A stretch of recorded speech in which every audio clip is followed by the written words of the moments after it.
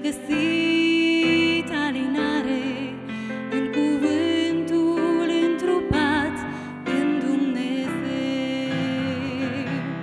La Calvar, sus pe o cruce, iubirea a fost jertfă și altar. Împăcând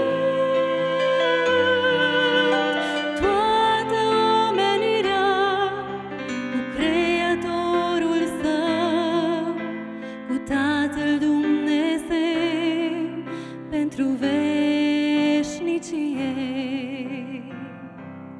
Mai cuprins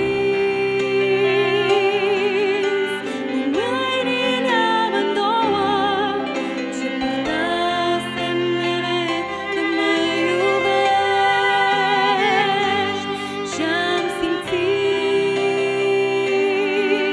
o mireasmă de iertare ce mi-a umplut inima cu Dumnezeu. La Calvar, sus pe o cruce, iubirea a fost jertfă și altar.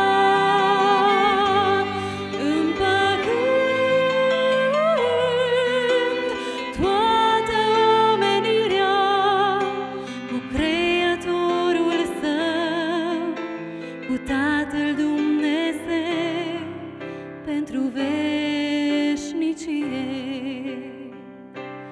La Calvar, sus pe o cruce, iubirea a fost jertfă și altar. Împăcând toată omenirea cu Creatorul său, cu Tatăl Dumnezeu pentru veșnicie.